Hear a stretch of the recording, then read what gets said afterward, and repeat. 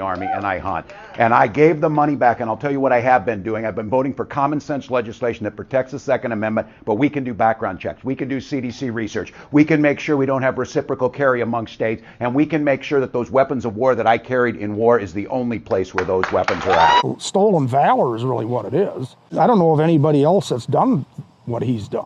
I'm pretty sure that you did not see combat there, Tim, and that right there is what we're going to be discussing. So Kamala Harris's vice presidential candidate, Tim Walz, he has a pretty assorted past, not just with his policies as governor of Minnesota, but his military record.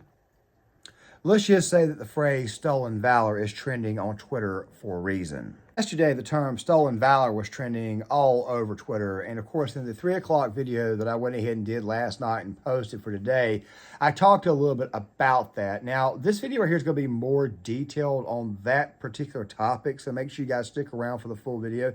And I'll give you guys my thoughts as a veteran myself. It's not just the other stuff that's come out about him being let's just say one of the more radical governors, probably the most radical governor in the country. It's really this right here that I think kind of seals the deal on what kind of man he is and what kind of person you would have in the White House or in the East Wing of the White House as the VP, if actually voted for.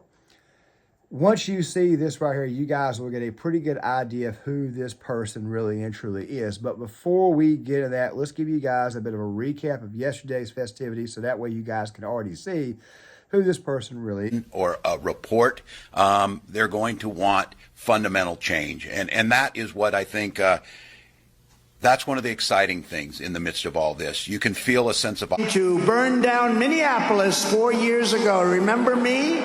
I couldn't get your governor to act. He's supposed to call in the National Guard or the Army, and he didn't do it. I couldn't get your governor. Or food, you know, as opposed to the 19-year-olds burning down into Arby's.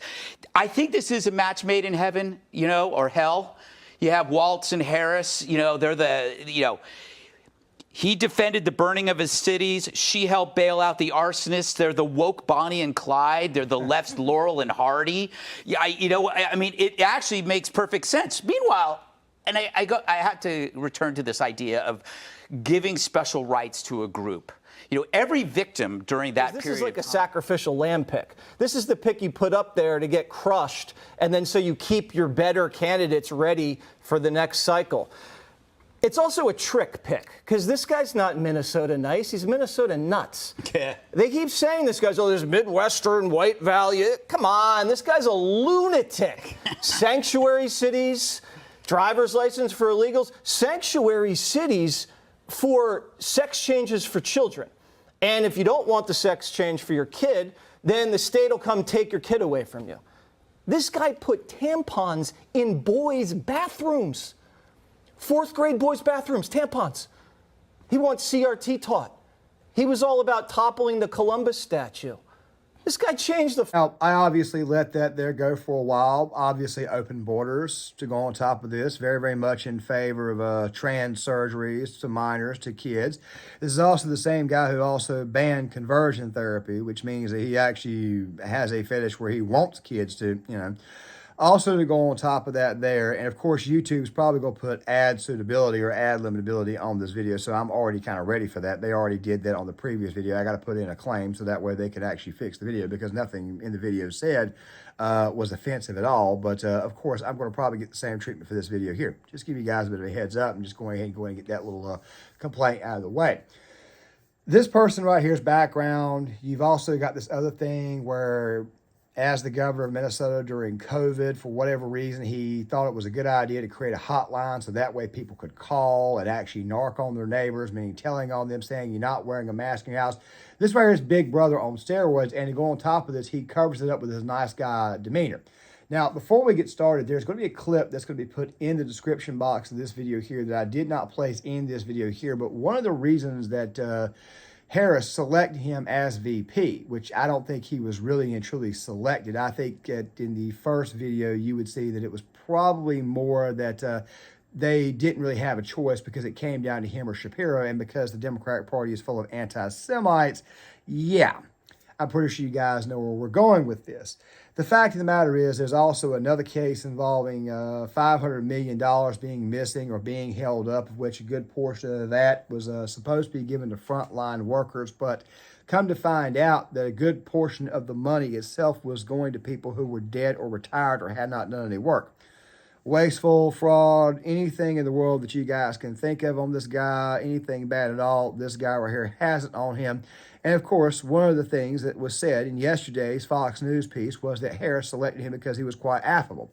The reason why you go with somebody who's affable is because you think that person will connect with suburban women. In reality, it doesn't really do anything. It just drives up working class women to vote against that because they view someone affable like Tim Walz as somebody that you should just quite frankly walk all over. And don't worry, at the end of the video, we'll contrast him with J.D. Vance because obviously these two guys are going to get on the debate stage and one automatically looks a lot more alpha just by Tim Walz's presence, which of course Tim Walz's presence is a very, very effeminate presence.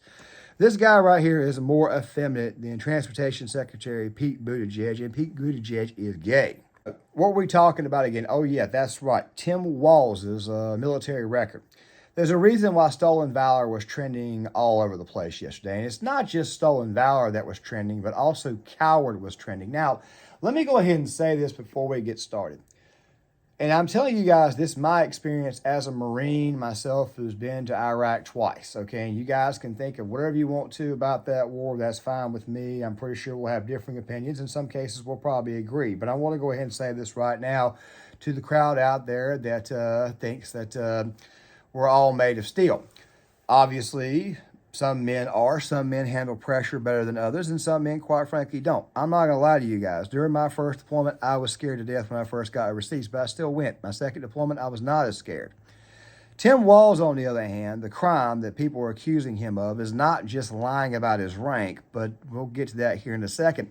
It's the fact that his unit was set to be deployed, and for whatever reason, he chose to basically check it out. Now, I can already hear somebody say, well, he was at the end of his enlistment, and my response to that would be, that's not a good enough excuse because guys were getting, how do I say this, extended when Iraq first started. We needed men at the time, so therefore, if you were in uniform, we kind of needed you to go. And it's not like he was going to be doing anything combat-related. You guys saw, obviously, in that opening clip that this guy is claiming that he carried these weapons into combat, when in reality, he never even saw combat. I'm just simply saying that this right here is a guy that more and more that you look into his past, the more and more lies you get. But that right there brings us to this Alpha News piece. So let's go ahead and get started. Was as a National Guardsman. On a 150-year-old farm in Brewster, Tom Behrens hopes his tell-it-like-it-is style will finally get the attention he believes it deserves in Minnesota's race for governor. In a way, he's back again to wage a public war of words against Tim Walz. He abandoned us. I mean, what the hell kind of leader does that? I mean, he just, as soon as the shots were fired in Iraq, he turned and ran the other way and hung his hat up and quit. We'll get to Behrens' new message for voters in a moment. But this all starts years earlier, when Behrens says Walz's misleading statements about his military service first led him to come forward in the fall of 2018. So you try to get this message out, but Minnesota's largest newspaper checks it out, says it's 100% true, but yet refuses. Okay, now him chickening out, we'll get to that more so a little bit later on in the video, because there's obviously some people that's going to be out there and say, well, you know what? If I got an opportunity to get out of the military before the crap hit the fan, I'm going to get out of the military, especially that late in his career. So you can obviously hear people clamoring about this being understandable why he got out. But still, at the end of the day, though, you have an oath. You have an oath to protect the U.S. Constitution.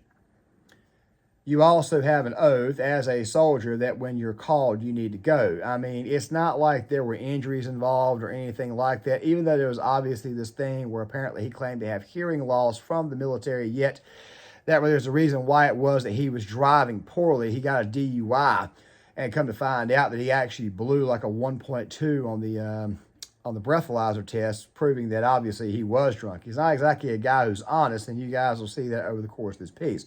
But I wanted to go ahead and mention that part first, because obviously when something like this where happens, there are going to be veterans, guys you serve with, that are going to come out of the woodworks and tell the truth about you. A good case of this would be like what happened in 2004 with John Kerry, the Swift Boats for Veterans thing. John Kerry said this about his military career, and of course guys came out and refuted that.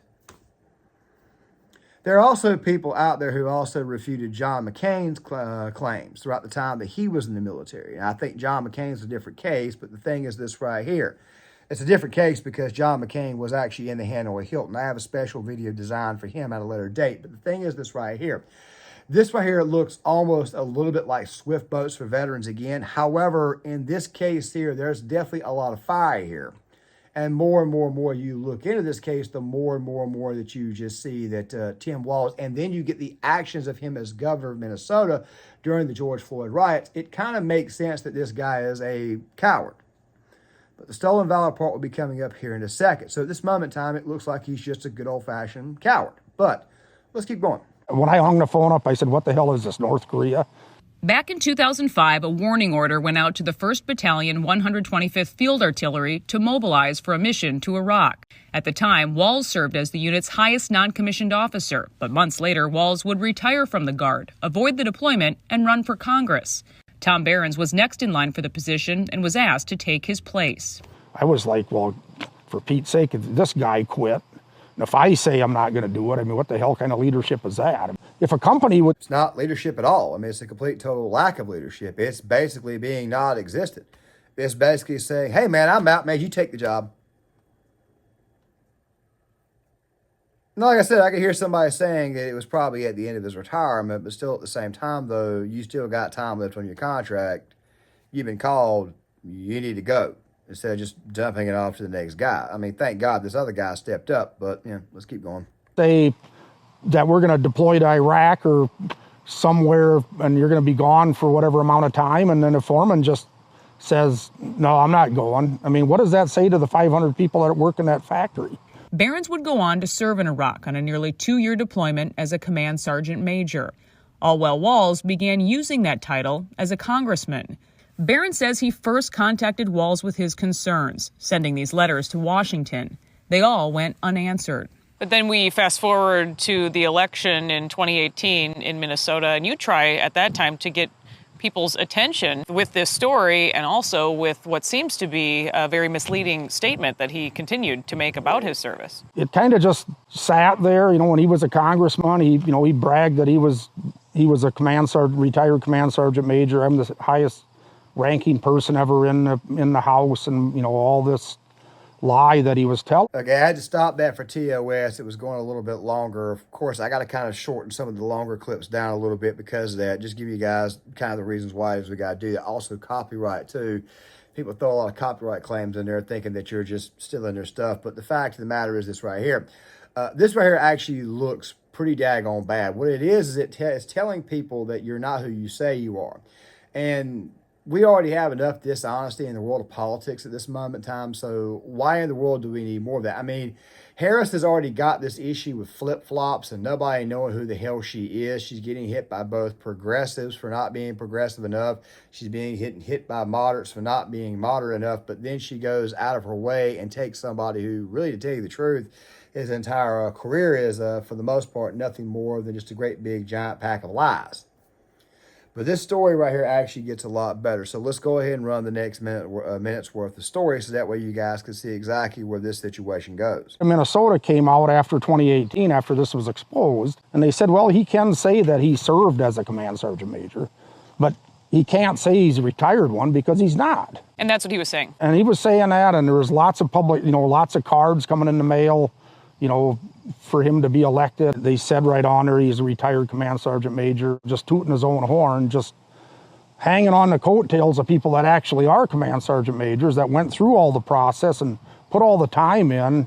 A spokesperson for the Minnesota National Guard said Walz wasn't able to retire as a command sergeant major since he failed to complete coursework and requirements related to the rank. Verified documents show the Army corrected his service record. Walz was reduced in rank to an E8 Master Sergeant after retirement and his conditional promotion. If he's using the Command Sergeant Major rank on his campaign website for political gain this year. A spokesperson said this has been in the news before and pointed us to a past story where Walz said, quote, Normally, this type of partisan political attack only comes from one who's... Okay, let me answer that 19 seconds, okay? Let me answer that 19 seconds by playing the 19 seconds one more time and telling you exactly what this is. If he's using the command sergeant major rank on his campaign website for political gain this year. A spokesperson said this has been in the news before and pointed us to a past story where Walz said, quote, normally this type of partisan political attack only comes from this one... This right here is a guy who is going to be the governor of an extremely blue state. The state of Minnesota has not voted Republican for president since 1972. It does have a shot of flipping this time around because Kamala Harris's internal polling data is so horrible for that state. But still at the same time, and of course, Iron Range workers and lumberjacks are probably not going to go for Harris, but still at the same time, if you guys remember this little bit from yesterday. Those maps, red and blue, and there's all that red across there, and Democrats go into depression over it. It's mostly rocks and cows that are in that red area. Then you would know that these people don't care about anybody outside big cities. So the point that I'm trying to get to is that this right here is a guy who knows he's going to get elected regardless and does not feel like he has to answer for anything. It's pretty much the exact same thing that Kamala Harris is running right now, which is a special type of arrogance. You'll never be touched. I mean, when in reality, nobody's untouchable. That right there is why Tim Walz is like this. He knows he's lying about his military past. He knows about it, and quite frankly, doesn't care because he knows the media will do what? They'll cover it up. He knows that parts of Minnesota aren't going to care. He knows that Minneapolis is not going to care. Even though this time around, this election cycle, you could see a shift away from them because of the fact of, well, you guys are seeing it now. The city of Minneapolis burned on his watch, and he literally sided with the rioters saying that we need DEI and that this situation is excited for things to come. This guy right here is openly against the American people. How the U.S. Army did not catch this is beyond me, but it gets better.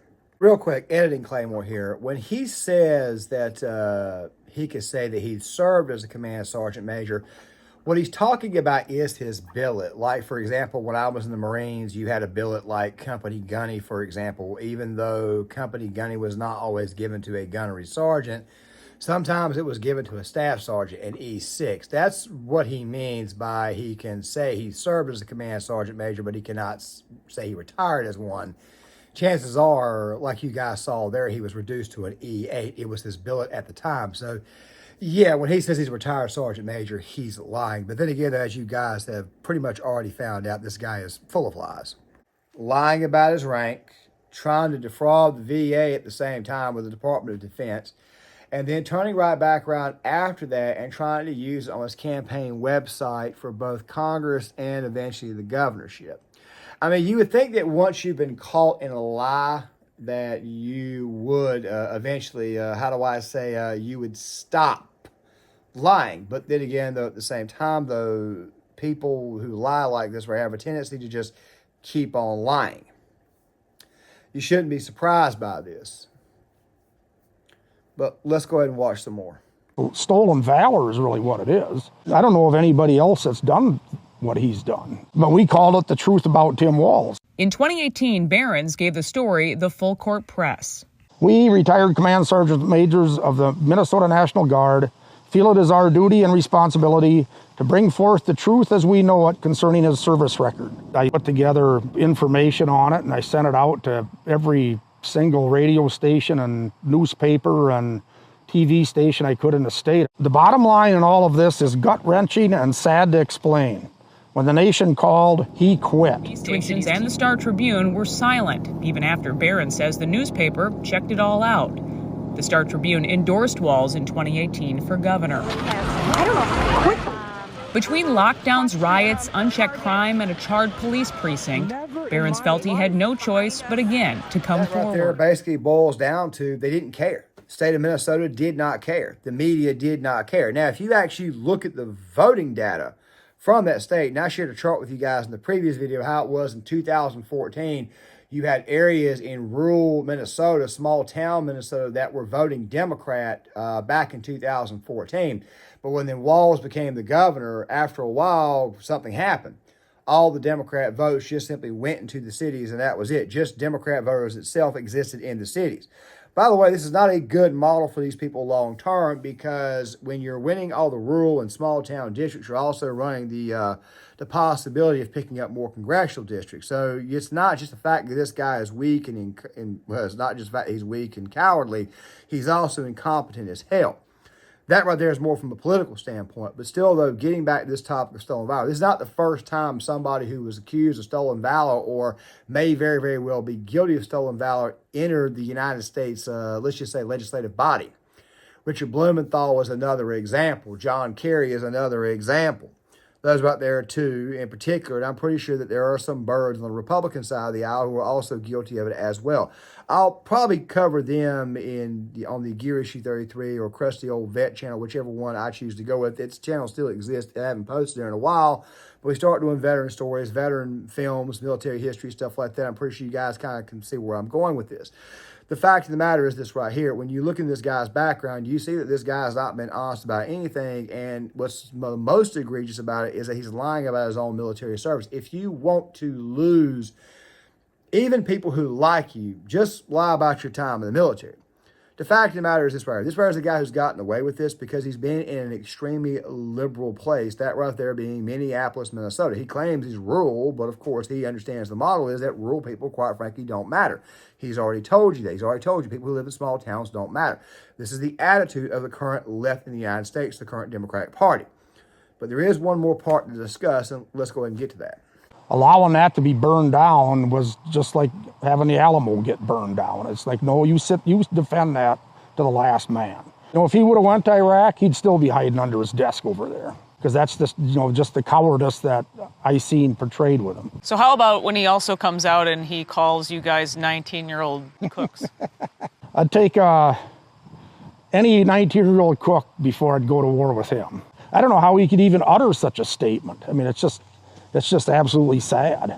So this election year, it's all built up again to Barron's new grain bin mess. And given everything you guys just saw right there, you should not be surprised that this guy allowed the city of Minneapolis to burn. There was also this other situation where I want to say that they actually got into it with the cops, where the cops actually argued with him that he told them to leave the police departments. But there is one more thing I need to say, because see, right now in the B-roll footage, I'm showing you guys something that happened right after the riot started. The mayor of Minneapolis, Jacob Frey, he was, let's just say, going through a bit of a struggle session because obviously some people did not want the police in their neighborhood anymore. They'll kill each other off is all I'm going to say. And, of course, Frey goes through the motions, basically goes through the little struggle session. And, of course, they're demanding that they give him a choice to defund the police department or not. And I will give Frey some credit that even though he was kind of bowing to the mob, he did ultimately have this moment here. But look at what happens after him, after he says what he feels. Minneapolis Police Department. All right, be quiet, y'all. Be quiet, because it's important that we actually hear this. It's important that we hear this, because if y'all don't know, he's up for re-election next year. If y'all don't know, he's up for re-election next year. And if he says no, guess what the fuck we gonna do next year?